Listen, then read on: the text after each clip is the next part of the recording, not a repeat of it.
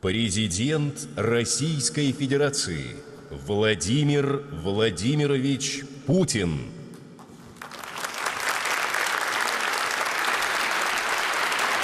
Спасибо большое. Прошу. Спасибо. Спасибо. Уважаемые участники форума, дамы и господа, друзья, рад приветствовать вас в России, в Санкт-Петербурге. Вот уже в 10-й раз наша северная столица принимает посланников культуры из самых разных государств мира. Каждая такая встреча, как и сама культура, отражает дух времени, поднимает самые важные, острые, значимые вопросы. Форум Объединенных Культур – это один из содержательных ответов на сложные вызовы, которые сегодня стоят перед странами и народами. В самом его названии признание цивилизационного многообразия мира, естественного права людей на самобытность, уважение традиционных ценностей и религий. И, конечно, безусловное равенство государств в формировании мировой культурной повестки. Эти подходы и принципы были зафиксированы в декларации, принятой на форуме в прошлом году. Их актуальность в наше время как никогда высока. Значимость гуманизма и диалога, взаимного уважения и доверия в мире разделяется мировым большинством, но, к сожалению, находится под постоянным давлением и угрозой размывания, прежде всего из-за беспрецедентной политизации сферы культуры, превращение ее в оружие геополитических интриг, из-за постоянных попыток вытеснить на обочину жизни, принизить важность национальных систем ценностей. Всего, что не совпадает с повесткой, которую продвигают так называемые глобалистские элиты и правящие круги некоторых государств. Мы в России с главными для нас ценностями определились, закрепили их в основном в законе страны, в Конституции. Защищаем эти ценности и всех, кто их разделяет, кто так же, как и мы, считает священным право людей говорить на родном языке и хранить веру отцов, жить в гармонии с природой по ее естественным законам. Результат этих усилий безо всякого преувеличения определит и будущее мирового устройства, и перспективы культуры. Мы убеждены, что она должна и может существовать без грубого вмешательства, без так называемой культуры отмены, то есть отмена самой культуры.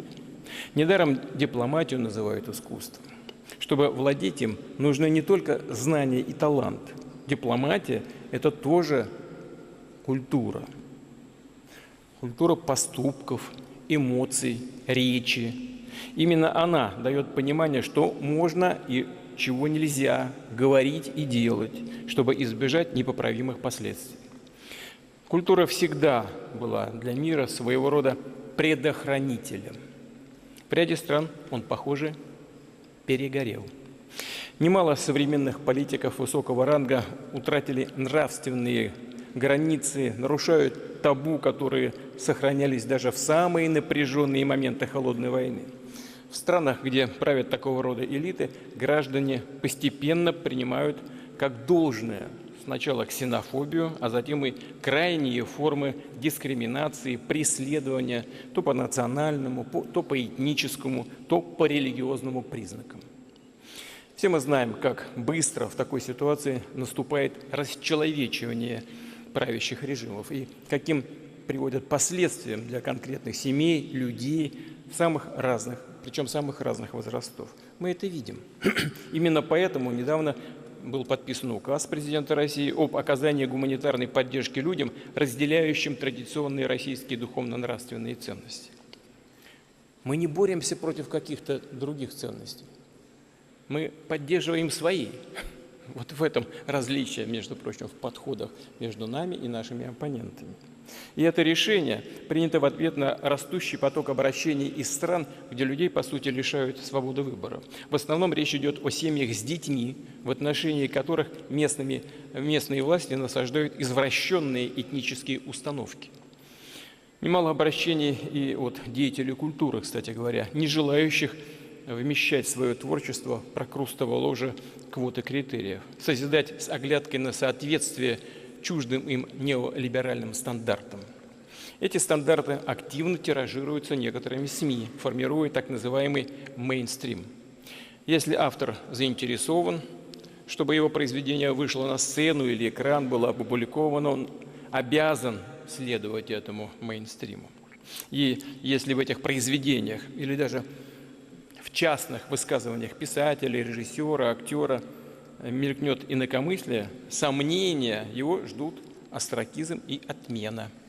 Более того, все чаще мы видим, как продвигаемая западными элитами ценностная повестка игнорирует, а подчас и намеренно оскорбляет общемировые религии, культурные традиции целых регионов мира.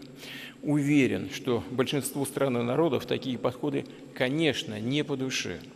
Они видят будущее культуры во взаимном уважении и доверии, в равноправном международном сотрудничестве в этой сфере. Вновь принимая форум, причем в непростое для нас время, твердо убеждены в жизненной необходимости диалога культур. Ваш голос, дорогие друзья, безусловно, должен быть услышан. Навязчивая пропаганда бессильна перед лицом истинного искусства. Ведь те, кто служит ему, обостренно чувствуют нерв эпохи и потребности общества, могут различать истинные и ложные ценности, понять, кто сердцем ратует за мир, процветание и дружбу народов, а кто скрывает за правильными словами корысть, превосходство, деструктивные замыслы и свою исключительность. Ваша творческая, научная, просветительская деятельность обладает колоссальным потенциалом миротворчества и противодействия розни. Она сберегает связи между людьми, способна исцелять раны, которые наносят конфликты и войны. Поэтому важно, чтобы у вас была возможность общаться, обмениваться идеями и воплощать в жизнь совместные проекты. Россия – одна из самых многонациональных стран мира, и мы искренне рады предоставить такую площадку для вас, в том числе и в рамках вашего сегодняшнего форума. Мы знаем, что диалог развития культур в постоянном взаимодействии и взаимообогащении. Знаем, какая мощная созидательная сила заложена в единстве разных культур и традиций. Это единство – исток нашей национальной идентичности. Таких основополагающих ценностей нашего народа, как взаимопомощь, справедливость, милосердие, историческая память и преемственность поколений, крепкая семья, патриотизм и гражданственность. Россия изначально, я сейчас обращаюсь к иностранной аудитории, Россия изначально складывалась как многонациональное государство. И это, безусловно, отразилось на наших традициях. В этом основа и нашей общей идентичности, и нашей духовной силы. Развитию культуры мы уделяем огромное значение. Постоянно обновляется инфраструктура музеев, театров, клубов, библиотек. Возрождаем храмы, реконструируются набережные, парки, скверы, общественные пространства. Все это не только гуманитарная составляющая, но и важный фактор развития всех наших регионов. Вот я недавно был в Туве, посмотрел, как там местная религиозная община развивается. Да? У нас строятся сотни, может быть, уже тысячи мечетей, новых абсолютно, храмов, синагог. У нас все это на марше, все активнейшим образом развивается. Разумеется, не в царской России, не в советской России такого, конечно, не было. Много делаем для охраны объектов культурного наследия. Планируем принять здесь долгосрочную программу, реализовать ее не только за счет бюджета, но и с привлечением меценатов. Опыт такой есть, будем его развивать. Понимаем, как важно реставрировать старинные усадьбы, церкви. Это зримое воплощение нашей многовековой истории и национальной идентичности. Гуманитарные связи, сотрудничество в области искусства и просвещения, молодежные обмены входят в число приоритетов и российского председательства в БРИКС. Это организация, прообраз многостороннего мира, где царят принципы взаимного уважения, самостоятельного выбора пути развития и обеспечения на практике ключевого принципа Устава Организации Объединенных Наций – суверенного равенства всех государств. В этом году Россия председательствует и в Содружестве независимых государств. И по линии СНГ, и по линии БРИКС реализуется беспрецедентное количество проектов. Встречи в форматах этих организаций включают и деловая программа вашего форума. Вчера, например, прошла встреча, насколько мне известно, министров культуры стран-участников форума.